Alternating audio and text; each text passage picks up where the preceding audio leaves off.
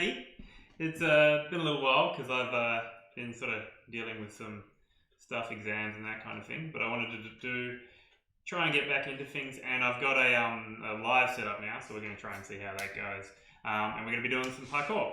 So before I get started, I'd like to acknowledge the traditional owners of the land that we're training, wherever you're training, and acknowledge their elders past, present and emerging, and as well as their continuing connection to land, waters and culture. This is going to be sort of expanding on the first timer stuff, hopefully a little bit more motion and that kind of thing. We're going to go straight into getting mobilized, ready for training. So just to start off with, you want to get your body moving, so just follow us along with me. I'm not going to be doing quite as long a mobilization as we did last time, because I'm going to switch over to a bit more motion afterwards. So just follow along and we'll go from there.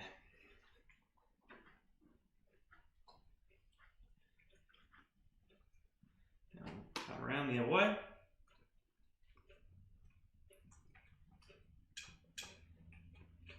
Make sure you're going through the full range of motion.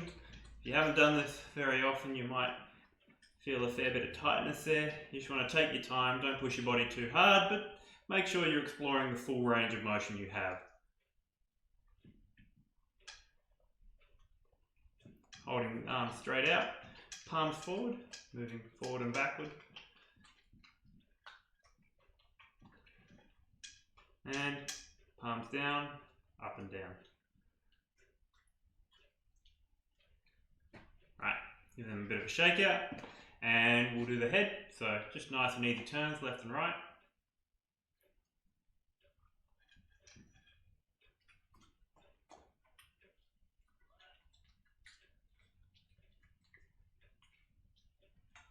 And going around in circles now.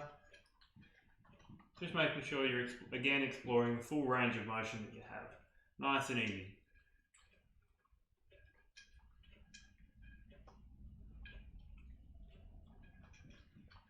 When you do your circles, you can always try and open your jaw as well. Make sure you're getting full movement there.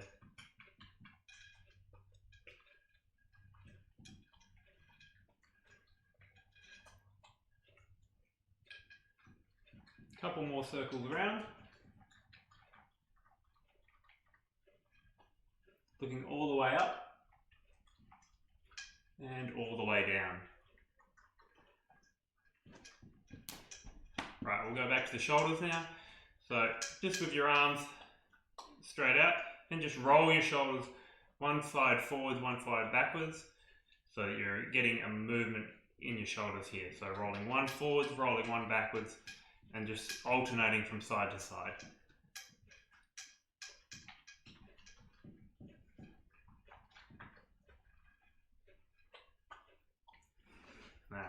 Now, giving yourself a hug, alternating which hand's on top each time.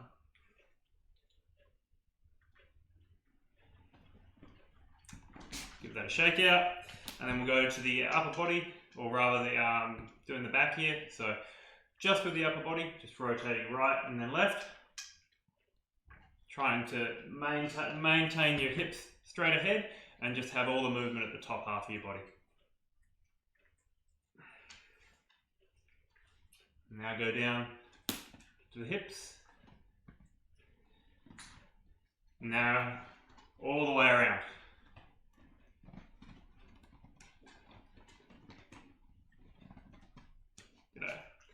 Alright, so with your legs now, so we're going to be moving each leg individually, and you're just going to be doing rotations. Trying to move from the hips here. If you can keep balance while you do it, even better.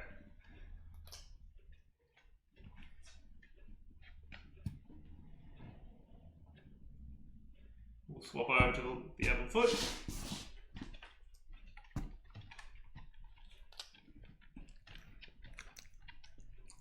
Off you go. There you go.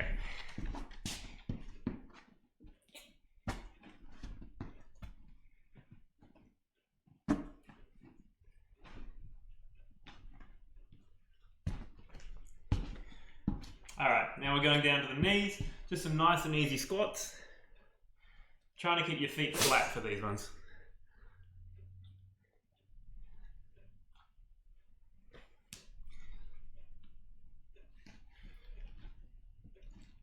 And now, your hands on your knees, just nice and easy, rocking back and forth.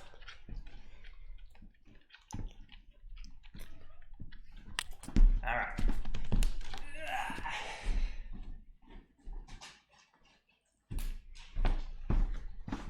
All right, back we go. Okay, so rocking back and forth, nice and easy.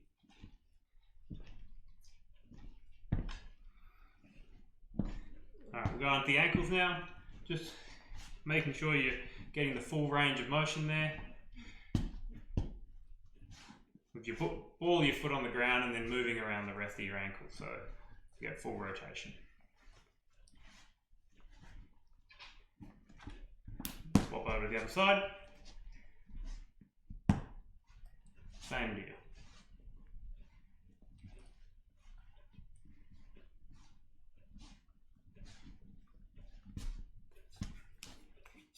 Okie dokie. So what we're going to go on to now is a sort of a core practice part of parkour called quadrupedal movement. And essentially quadrupedal movement is just moving on your hands and feet. So a simple form of quadrupedal movement would be moving forward with your hands and feet, like so. But there's a couple of details I want to quickly go over before I get you to do it. So when you do move on your hands and feet, what you're aiming to do is have it so that you move with your opposite hand and foot each time. So if I'm going forward with my right hand, my left foot is what's coming up. And then when I move with my left hand, the right foot is what comes up. So you're always alternating, and that keeps you balanced. All right, just gonna...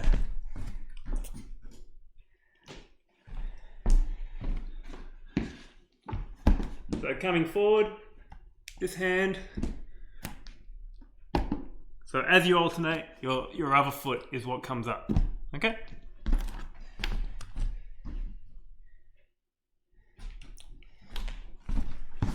Other aspects you want to be aware of. Some traps you can end up in is you can end up too close and then you end up with your butt up in the air and it's actually kind of hard to move. This is one way that you could sort of work out your body, but it's not effective quadrupedal. What you want to be aiming for is that your back is essentially a straight line. It's nice and balanced and you maintain that the whole time. So you don't want to end up too far apart or too close together. So with that, let's do a couple rounds of quadrupedal.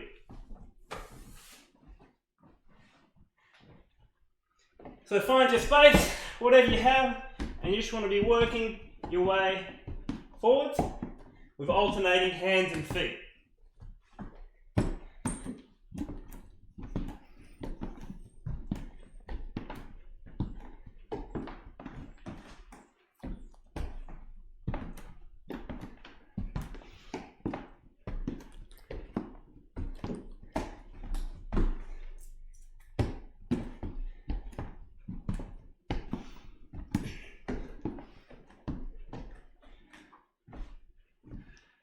So if you're happy with that, you can keep going, but an alternative for that is the quadrupedal backwards.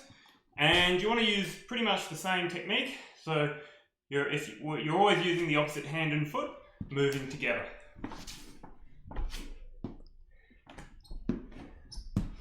Again, trying to keep your back nice and in line.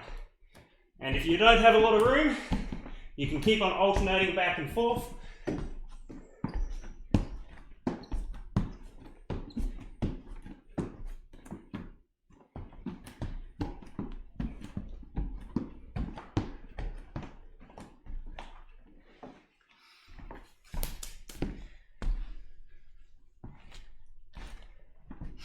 Righto, so some alternative quadrupedals you can do. You can go sideways.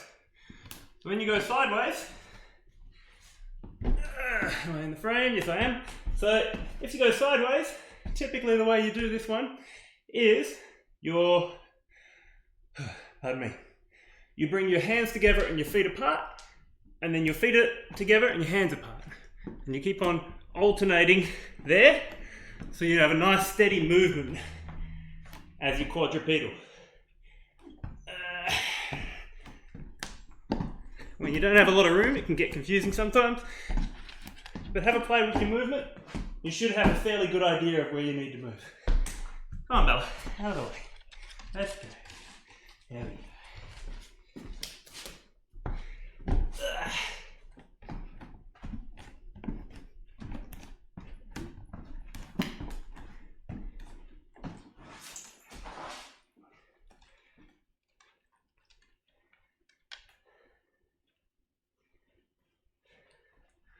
So finally, with your quadrupedal movement, come on Bella, let's go.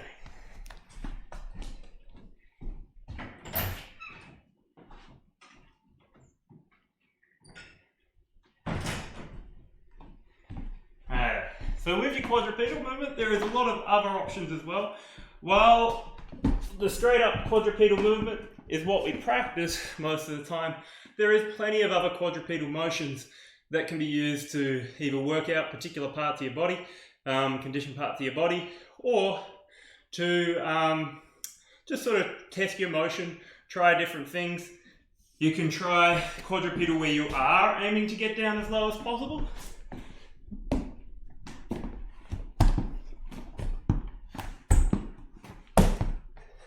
And that doesn't even get close there. There are motions that you can try which might involve different muscles, or will work sort of different movements that work towards different, eventually parkour techniques. So this one works for that. So here, you're just balancing out on your forward two hands, and then moving up nice and controlled with your 2 feet.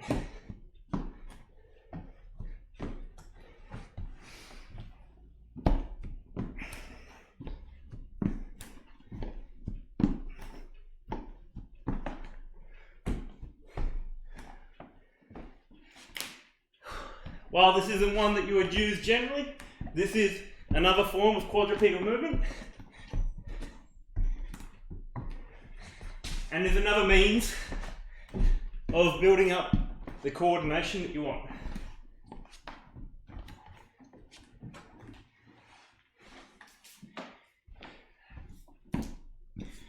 So carry on with that for as long as you want, and what we'll do from here, I'll just refresh the camera so it doesn't turn off its view.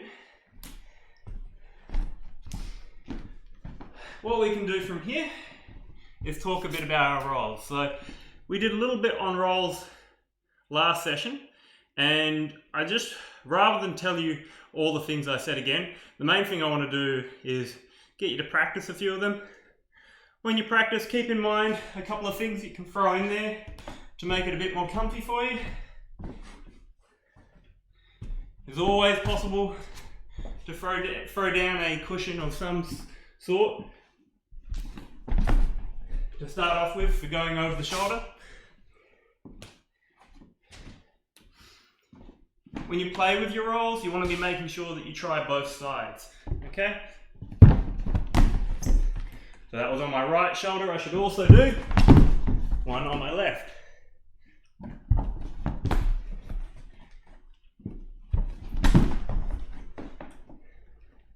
You're going to have bad rolls every now and again. You're going to tap part of your hips or hit part of your shoulder, and it's not going to feel great. So sometimes that'll mean you'll have to ease off on your training of them. But it is important you try to keep that up, especially in the early stages of your training, because it makes a huge difference in the long term to your ability to avoid injuries if you've got a good safety roll on you. So let's do a few more.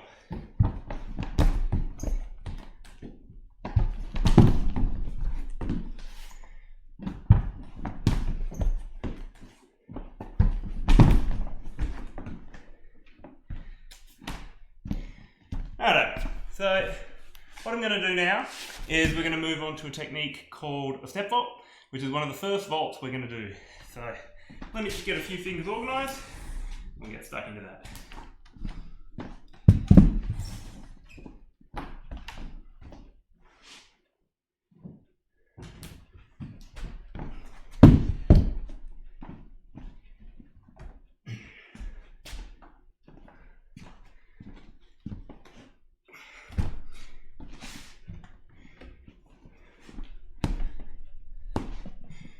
Rightio.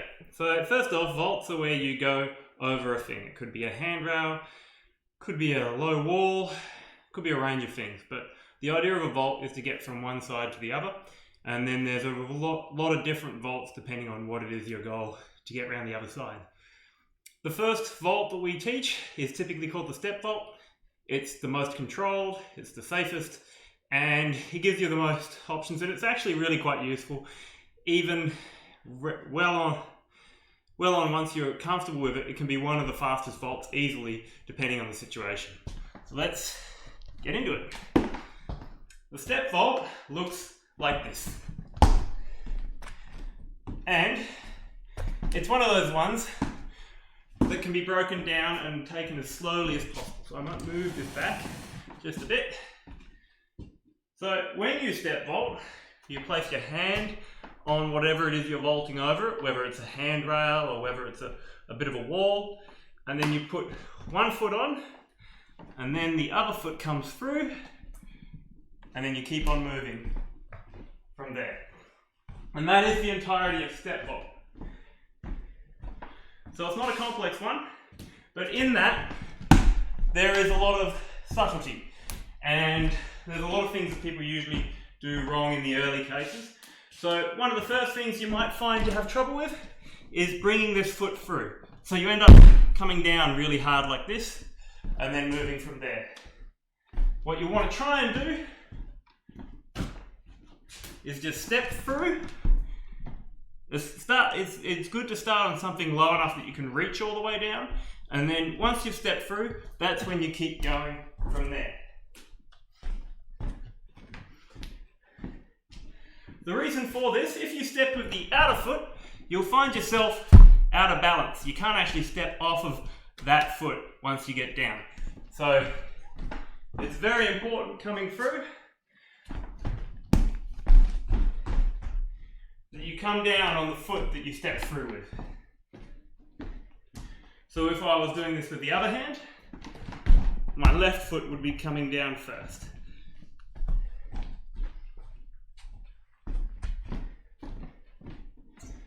So you want to find yourself some sort of low obstacle that you can train this on. As I said, anything that's low enough, and low is good because you'll be able to reach what you're after.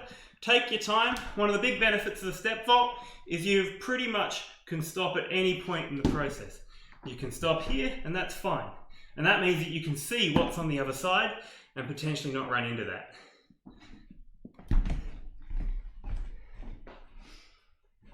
Looking at it from the back, it's like this. So just do yourself a couple of step vaults, try it out, see how you feel about it.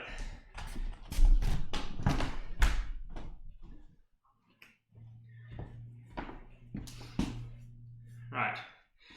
Some other things to work out with that, just getting used to your movement. As I said, you step with that outer foot, your hand, typically it's your hand first, followed by the foot, and then stepping through.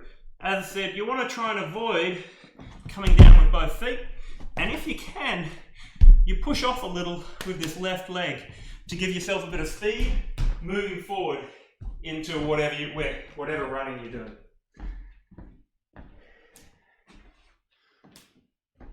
So that's the step vault. Have yourself a play with that, and then what we'll move on to next is the speed vault. We'll just talk about it briefly, but you don't have to practice it if you don't feel comfortable.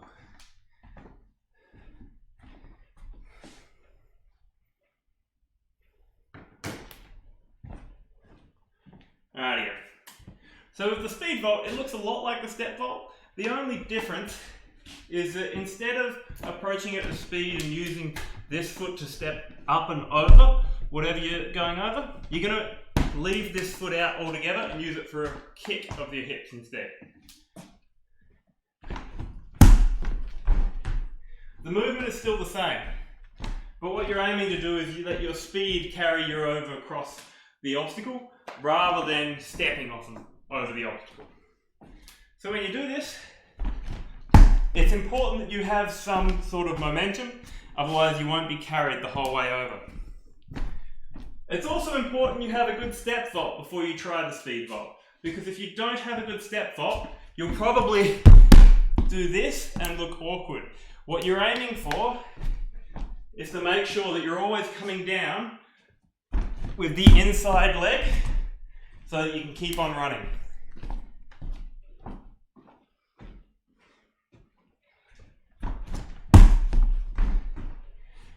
Now it's a bit awkward doing it in a space like this because I don't have a lot of room to do it.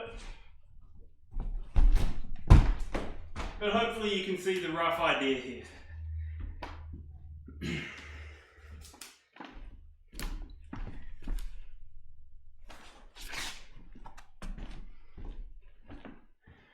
So with your step vaults as well, if you can find somewhere with a couple of different obstacles, it's good to get in the habit of maybe trying to combine them as best you can. Let me see if I can do something here.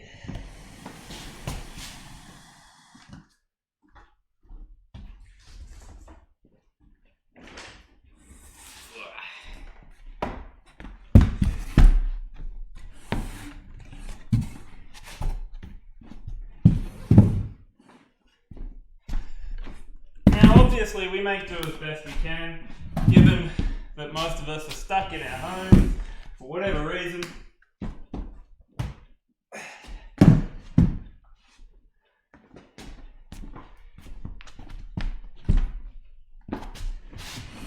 But yeah, if you can find something, even my kids are literally just using these chairs without the bars on them to practice a few of these things. So you don't necessarily need some big honking boards like this to do what you want to do. So give that a try. Be creative, think about what you've got around and what you can use it for. So if you've got space where you can find 2 vaults, maybe you've found a nice area with a couple of handrails, try and practice bringing these vaults together. And if you can, alternate which side, because when something's this close together, it forces you to essentially alternate.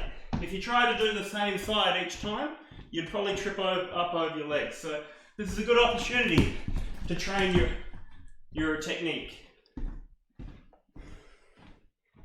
Speed vault's not so great, because you're going to run out of room. But again, have a look at what obstacles you have. A lot of parkour is about finding the right obstacles to train what you want to train. And sometimes just finding the right sort of training for the obstacles that you have available. Because we don't all have great spots around us. We have to make do with what we can find. Speaking of which, so feel free to have a play with that. And I'm just going to pull out a bit of stuff for balancing and then conditioning. So we'll wind this up in about 10 to 15 minutes, hopefully.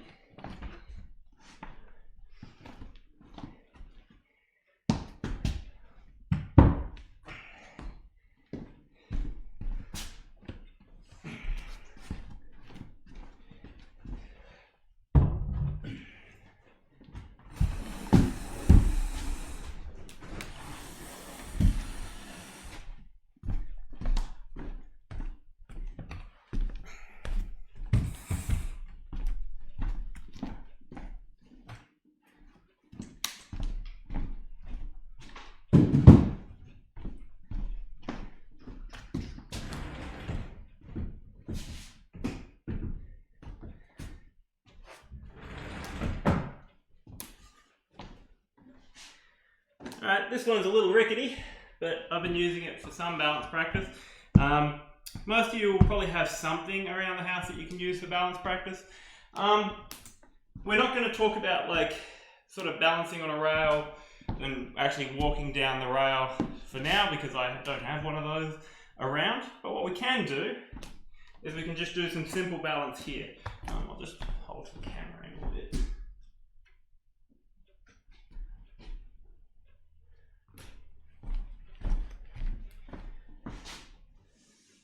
Alright, so when you're balancing on something, what you want to aim to do is place all your weight straight through a single line. Now this is not quite as stable as you'd like it to be, so it's really important that you drive your weight straight down. And the idea with balance is essentially you've got a nice straight line right down the middle, and then your other limbs, the ones that aren't this leg, sort of move around that point to keep yourself nice and balanced. And there's not quite enough room for me to swap my feet here. Oh, maybe there is. Oop, there we go. Yep. So you can see now I'm on the other foot. So now I have my arms here and my right leg. And ideally, you should be able to sort of get your balance into a point where you can just stand fairly naturally, but you've always got this leg off here. The big trap with balance is trying to maintain your balance like this. Once you're like this, it puts way more effort up on this top part of your body. You've got way less fine control over your balance.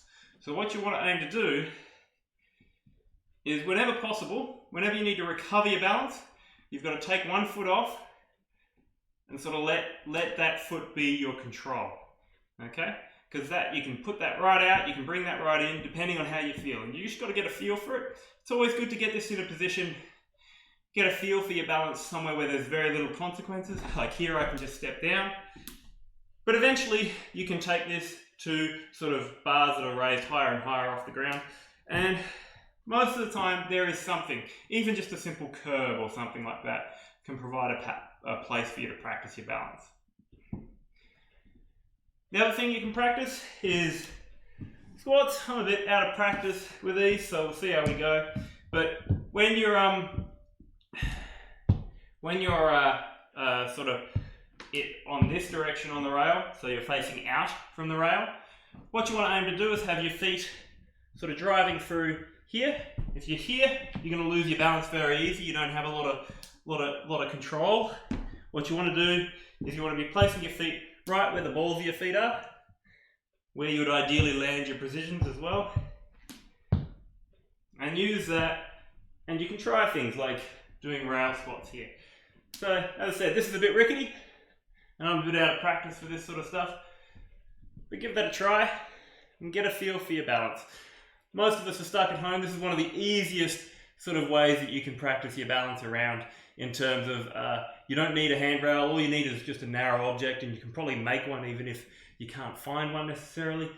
And just make do and practice your balance, because it'll make a huge difference for all aspects of your technique and control if you can maintain good balance. It's certainly one aspect of my training that I've unfortunately neglected more than I'd like to admit, or at least I just admitted that, so maybe that doesn't make sense. Anyway, from here, what we'll do is a little bit of strength and conditioning, and then we'll stretch down.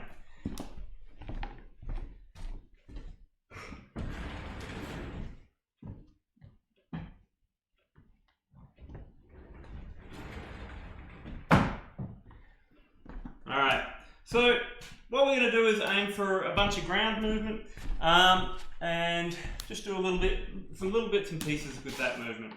So you want to start off in a nice low position, as low as you can get, and from there you want to just move across by using your hands. So instead of doing a quadrupedal like this, what we're sort of doing is a quadrupedal like this.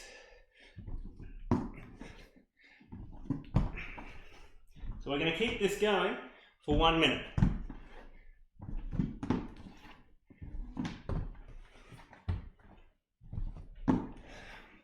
Make sure to breathe.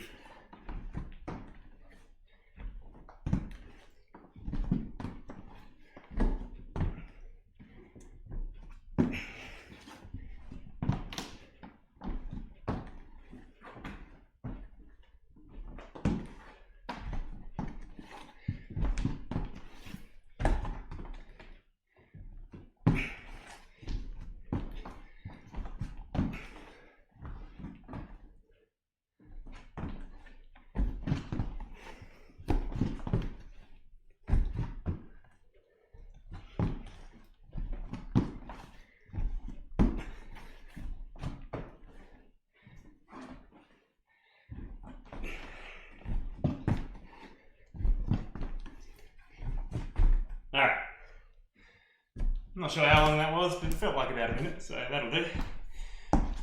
So you'll probably be feeling that in here. I know I am.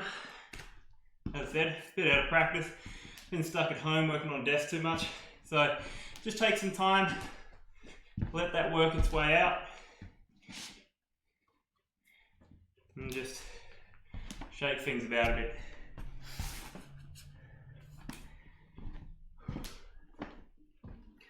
Alright, so we're going to do something similar, but it's going to work slightly different parts of the body here. So this time, what we're going to be doing is instead of holding our legs up in this position all the time, we're going to actually turn in this case. So this hand, we're going to put behind us. We're going to put both hands here and then come all the way around. And you don't need to do this too quickly. And in fact, you can do it as slow as you like. But the idea is to open your movement a bit. You might find yourself getting dizzy, so it is important to, as you come around in your spin, rather than just letting your head end up wherever it ends up, what you should try and do is spot where you're going. So as you put your hands around, try and stay facing something that's ahead of you, or look through your legs, or looking through your legs. As you can see here, I'm looking through the camera the entire time, and I'm not really concerned about any particular technique here. What we're concerned about is just moving certain muscles that we might not often move, okay?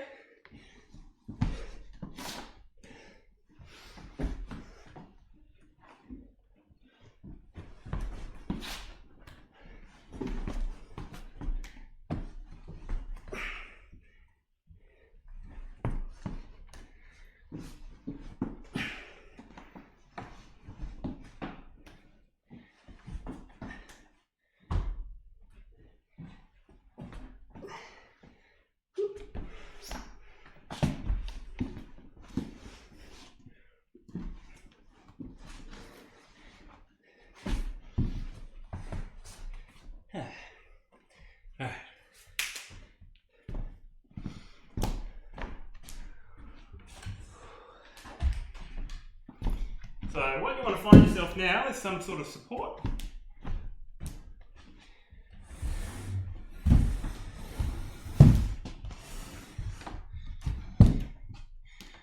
So, let me get my breath back a bit.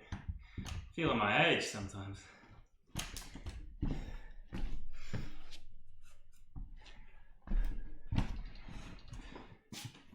So we're going to do some supported work on single leg squats, and as I said, you don't necessarily have to do this, or maybe you have to put a little bit of weight on one of your legs, and that's totally fine. What you're aiming to do is, rather than just going straight up and down, which even I'm not quite capable of at the moment because I had some issues with my knees, what we're going to do is just do it with a level of support with the chair at either side of you, or whatever you're using for support.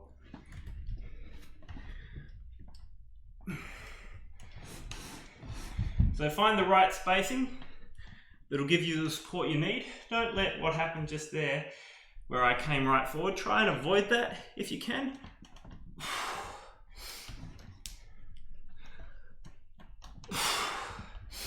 And we'll just do 5 of these on each leg. And we'll swap over to the other side.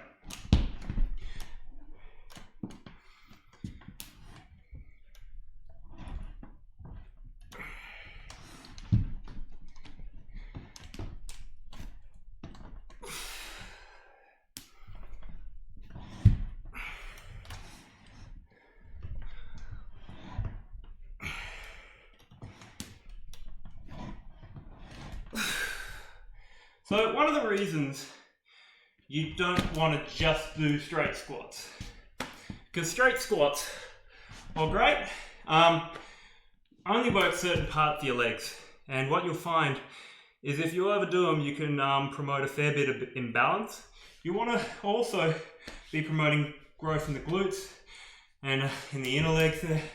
I don't know all the muscle legs, but either way, you want to make sure that you're working all aspects of your body. If you don't, what you'll find is eventually your body's not going to like all of the muscle, all of the extra power that you're experiencing at the expense of other areas.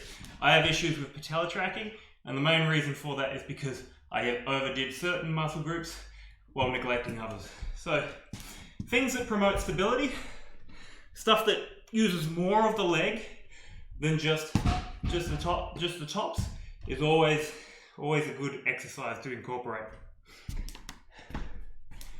What else we got? There we go. Right. So one other that's more about grit than a particular muscle or anything like that is the much disliked wall sit. So a wall sit, almost get away over here, is to simply sit against the wall, maintaining a 90-degree angle between from your lower leg and your upper leg. So we'll hold that for a minute and then we'll call it for our strength and conditioning.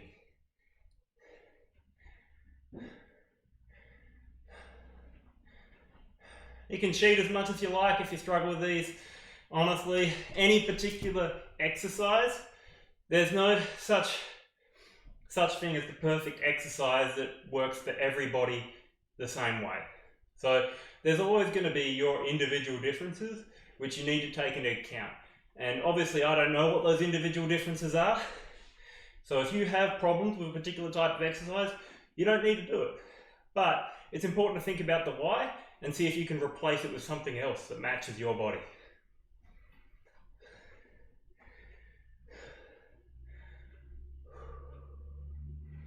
All right, you have 15 seconds to go.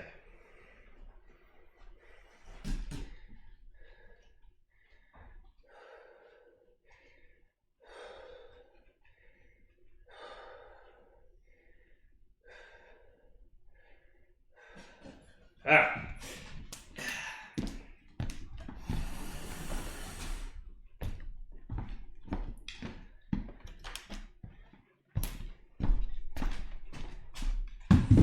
Alright, let's round that out with some stretching. Oh, Charlie, how you doing?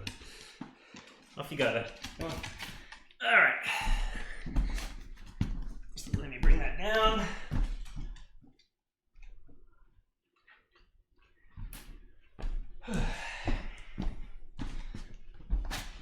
Alrighty. We're going to start off, just bring the legs in. I don't have the best flexibility here. Just trying to push down, using the elbows to push down on the legs with your feet drawn in. See how you go with that.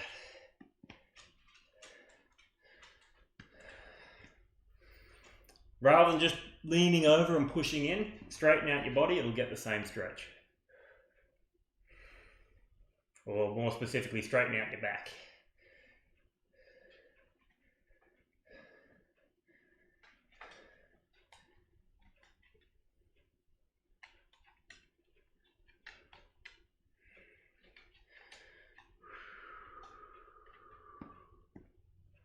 All right. Bringing one leg in, one leg out, and reaching out. Just trying to keep your back straight as you get better effect with your stretch. You can reach any part of your leg, wherever you can reach, or go for your toes. It's up to you.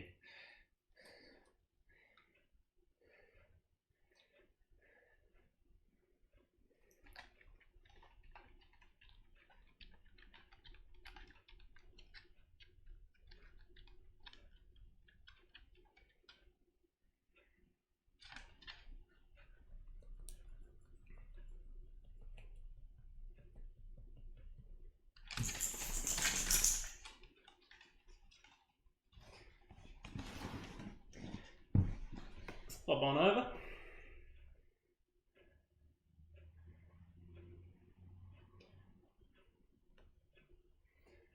So I don't think I talked about it last session, but stretching down itself, I know I talked about it. It's an important part of whatever you do. If you don't stretch down, you're going to run into problems where your muscles aren't recovering as quickly as they ought to. You're going to feel a reduction in mobility. You're not going to get the improved flexibility and capability that you want. The other thing is in order to recover well, you need to keep moving. So you don't go out and you do the same exercise again and again and again the next day and the next day, but it is important that you move. So recovery doesn't look like sitting down on the couch. It's far more active than that. Do some gardening, or if you're doing that, go for walks. do something that involves actual movement, just light intensity stuff that will keep your body moving within its regular range. And that way you'll recover a lot quicker and you'll also see a lot more benefit in the long term. Alrighty, just do some straight ones. There we go.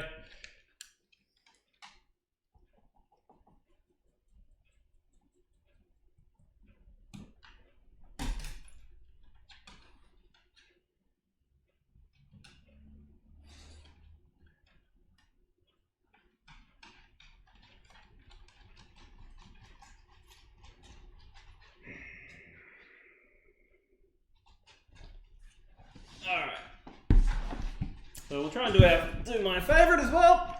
So stretching out into a lunge. Then after that, coming down onto the back knee, bringing the front leg down, and then coming down on top of that. And that'll give yourself a nice stretch along the muscles along the left leg here, in this case. You can move your upper body around to change where you feel that stretch.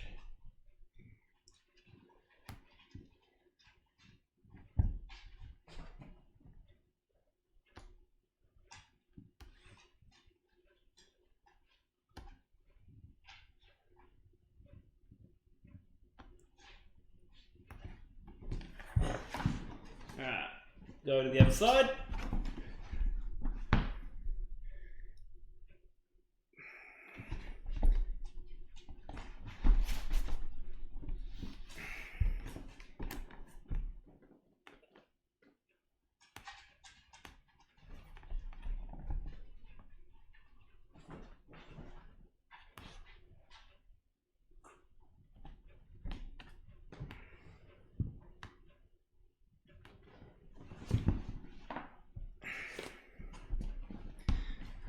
Okie dokie.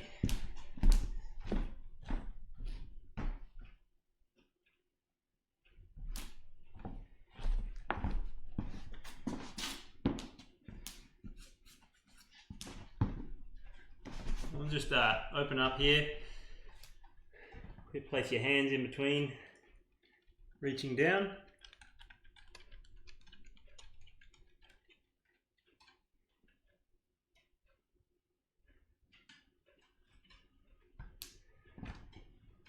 Back up nice and easy, and stretch out the arms.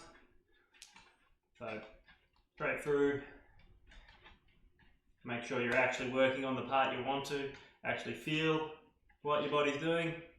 Otherwise you'll feel it later tomorrow.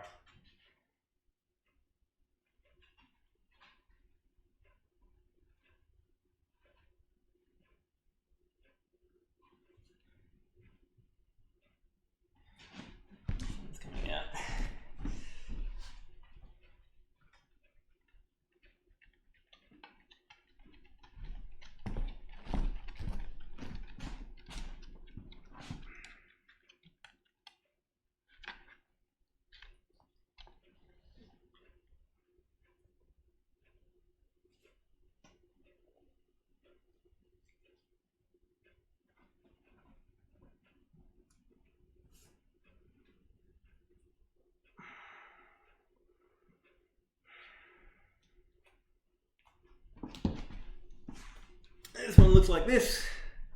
Sorry, I'm not going to change the frame because we're going to be finished soon.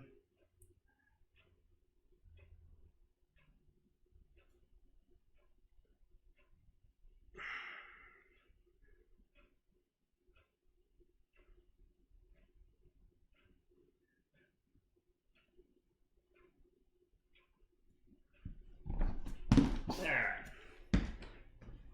Last one. So just coming all the way down, making sure you bend every part of your body, or your spine rather.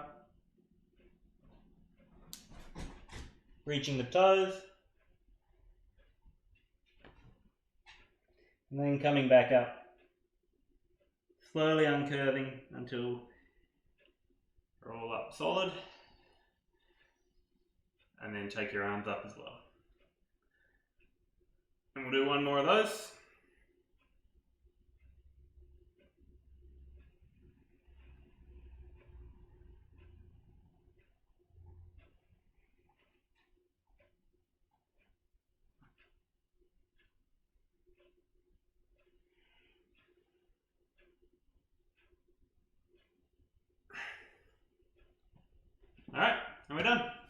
thanks for watching.